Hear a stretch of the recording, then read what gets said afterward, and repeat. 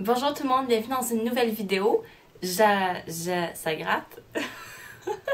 Aujourd'hui, je vous retrouve pour vous parler de ma toute dernière lecture, je crois bien.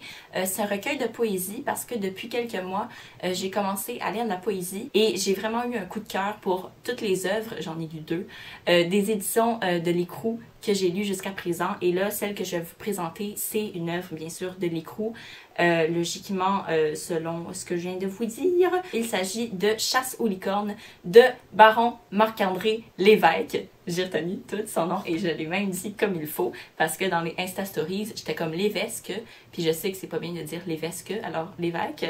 Et puis, c'est sa première œuvre. À vie. Je pense que c'est un jeune écrivain, un jeune poète. Il est né en 90, donc il est un peu plus vieux que moi, mais je trouve ça pertinent de mentionner son âge parce que vu que c'est proche de mon âge, il agit comme inspiration pour moi. Je me dis qu'à cet âge-là, c'est possible de faire des chefs-d'œuvre comme ça, avec du travail et de la persévérance, bien sûr. Bref, je vais vous en parler. Déjà, la couverture est jaune et j'adore le jaune et l'orange et le vert. Je veux dire, c'est un petit peu évident, n'est-ce pas? Je ne savais pas trop à quoi m'attendre avec Chasse aux licornes parce que j'en avais jamais entendu parler avant.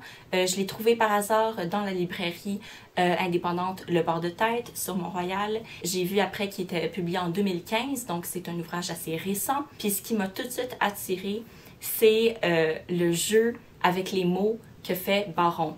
C'est-à-dire qu'il va prendre deux mots, il va les mixer ensemble, ou encore il va nous parler d'un certain objet, mais pour le décrire, il va utiliser un sens qu'on n'associerait pas à cette chose-là. Donc, par exemple, on ne peut pas entendre une couleur, il va décider de mixer ça ensemble, d'entendre la couleur. Je sais que chez certaines personnes, c'est possible. Il y en a qui voient le temps là, autour d'eux, c'est comme un certain type de conditions, quoi, mais c'est vraiment cool, en fait, c'est comme de la magie. Bref, il va tout mixer des trucs qui vont pas ensemble, puis ça rend la chose vraiment intéressante parce que il réussit à créer un nouveau sens avec tout ça, il y a un sens qu'on peut comprendre, fait que c'est pas juste obscur, puis on comprend pas trop où il s'en va, c'est vraiment réussi parce que je vois la vie autrement, je vois des images quotidiennes, je vis des émotions autrement, et ça fait juste de cette œuvre quelque chose d'encore plus original. T'sais, on se dit, à notre époque, tout a été fait, il n'y a rien d'autre qu'on peut faire. On peut pas être original, on peut juste ressasser le passé. Mais une de mes croyances fortes ancrées en moi, c'est que de créer, justement, c'est d'agencer divers éléments ensemble du passé, des trucs qui ont déjà été faits, qui normalement iraient pas ensemble. Puis là, on les met ensemble, puis là, whoop, ça crée du neuf, comme par magie. Alors voilà, lui c'est ça qu'il fait avec la langue française québécoise. Il y a beaucoup une ambiance du jeu dans son recueil et de l'aventure et du fantastique. C'est vraiment plaisant aussi de le lire à voix haute. Et je vous avais demandé sur Instagram si vous voudriez que je vous lise certains poèmes, un ou deux, juste pour vous donner un petit aperçu du style, de l'ambiance que tient Baron Marc-André Lévesque dans son recueil. Et c'est ça que je vais faire maintenant. Alors, le recueil est divisé en trois parties. Chasse aux licornes, ça implique pas dans ce recueil-là qu'on parle juste de licorne tout le long. La première partie, c'est Bain de foudre, et on ne parle pas de la foudre tout le temps. Première section avec genre 15 poèmes dans cette section-là. Je les ai comptés, les poèmes, là. Il y en a 100 dans tout le recueil. Je vous fais comme une critique en même temps de vous dire des titres de sections. Ça, c'est de l'efficacité, ça. Deuxième titre de section, Sunday au dragon. On parle de dragon, puis c'est vraiment bien fait. Sunday au dragon est ma section préférée. Et la troisième s'intitule Les matelots sans calice. J'ai aimé 99% des poèmes, je vais vous le dire tout de suite. Mais voilà, c'est la section qui m'a le moins rejointe, sauf qu'il y en a des excellents poèmes dans Les matelots sans calice. D'ailleurs, un de ceux-là, c'est Procédures d'urgence, voilà. Dans le fond, ce que fait Baron, c'est qu'il a pris les procédures d'urgence qui existent pour vrai dans un manuel pour les bateaux là, et tout ça, puis il a mis ça dans le contexte du Titanic, puis là, il nous raconte avec beaucoup d'humour. C'est vraiment bien fait, là, on dirait un film. Bref, je vais vous lire un poème de la section Bain de foudre. C'est le premier qui m'a fait un coup de cœur, dans le fond, extrait de colère à l'usage de mon enfant.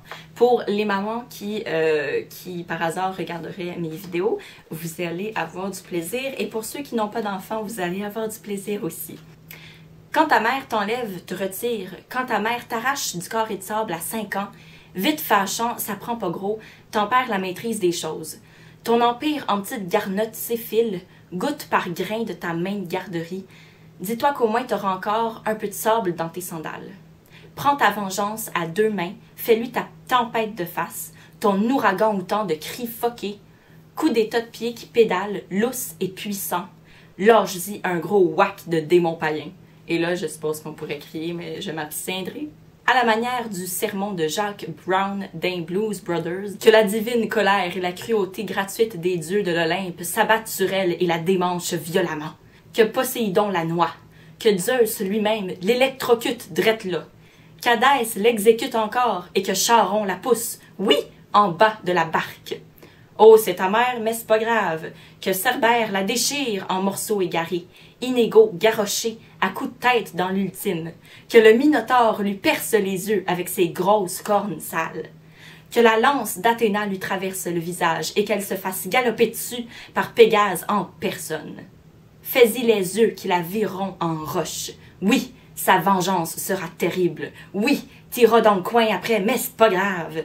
Dionysos s'en saoule parce qu'au fond, t'auras encore du sable dans tes sandales. Ça finit de même. C'est cool, hein?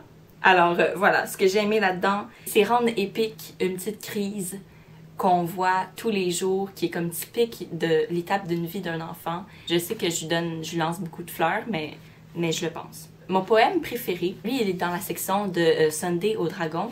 J'ai toujours pas élucidé pourquoi Sunday au dragon. Et des fois, on comprend pas tout, mais c'est pas grave. Ça fait juste rendre le texte tellement coloré. Ce poème-là finit également avec « Ça finit de même ». Il y a plusieurs poèmes qui finissent de même.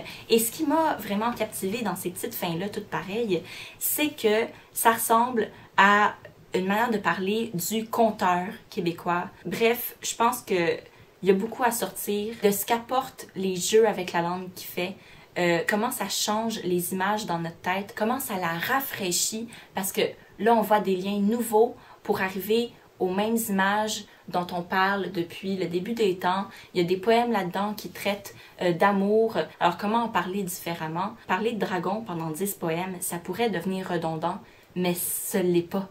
Il arrive à mettre une loupe sur une caractéristique de la vie de dragon qui l'intéresse, puis là, il va développer là-dessus. Après ça, il s'en va regarder autre chose, puis là, il développe là-dessus.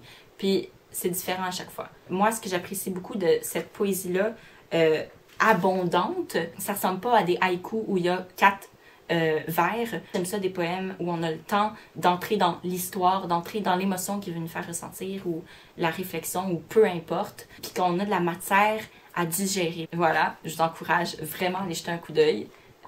C'est excellent et c'est définitivement un coup de cœur. Sur ce, je vous laisse. Je pense que j'ai parlé assez longtemps. On se voit dans une prochaine vidéo, hein? D'ici là, je vous souhaite, comme d'habitude, de passer une super belle journée et d'avoir des bonnes lectures. Bye!